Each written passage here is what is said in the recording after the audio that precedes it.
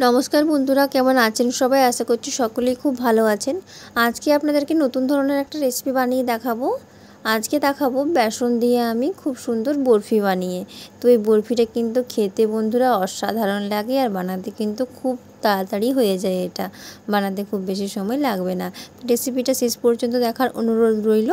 আর নতুন বন্ধুদের বলবো চ্যানেলটা সাবস্ক্রাইব করে নাও তাড়াতাড়ি করে। তো চলো রেসিপিটা শুরু করি। দেখো, প্রথমেই নিয়েছি বেসন আর নিয়েছি নারকেল গুঁড়ো। এটা কিন্তু বাজারে কিনতে পাওয়া যায়। কড়াই বসিয়ে দিলাম, এরপর আমি বেসনটা আর নারকেলের গুঁড়োটা এর মধ্যে দিয়ে দেব।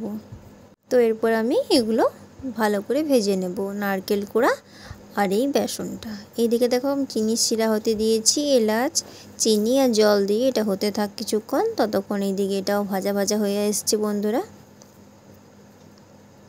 এই দেখো আমি এটাকে নামিয়ে নিয়েছি চিনির শিরাটাকে। এই দেখো এটাও ভেজে নামিয়ে নিয়েছি। এরপর চিনির শিরাটা আমি কড়াইতে দেব। কড়াইতে দিয়ে দিয়েছি, কড়াইতে দিয়ে একটুখানি ফুটিয়ে নিচ্ছি।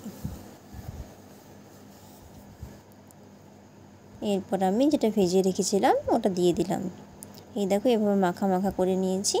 এরপর উপর থেকে একটুখানি ঘি দিয়ে দিলাম, একটা প্লেটে ঢেলে নিয়েছি। আর উপর থেকে আমি আমন্ডটা গ্রেট করে দিয়ে দিয়েছি। দেখো বন্ধুরা এটা পুরো জমে গেছে। কিছুক্ষণ রেখে দিলেই কিন্তু এটা জমে যাবে। যদি ফ্রিজে রাখতে পারো তাহলে কিন্তু খুব ভালো হয়। এরপর এটাকে আমি একটা শেপ দিয়ে কেটে নেব, তাহলেই কিন্তু আমাদের বরফিটা আজকে তৈরি হয়ে যাবে। তো দেখো আমি নিজের পছন্দ মতো একটা শেপ দিয়ে নিচ্ছি। তো এই দেখো বন্ধুরা কেটে নিয়েছি, তৈরি হয়ে গেছে আমাদের আজকের রেসিপি বেসনের বরফি। তো রেসিপিটা কেমন লাগলো কমেন্টসের মাধ্যমে জানাতে কিন্তু ভুলবে না। আর যদি ভালো লেগে থাকে তাহলে বাড়িতে অবশ্যই বানাবে বন্ধুরা। এটা কিন্তু খেতে খুবই সুন্দর লাগে, একদম অন্য ধরনের একটা টেস্ট। ভিডিওটা ভালো লাগলে অবশ্যই একটা লাইক দিয়ে কিন্তু আমার চ্যানেলটা সাবস্ক্রাইব করবে। আর পাশে থাকা বেল আইকনটা প্রেস করবে আমার ভিডিও নোটিফিকেশন সব থেকে আগে পাওয়ার জন্য। ভালো থেকো, সুস্থ থাকো সবাই।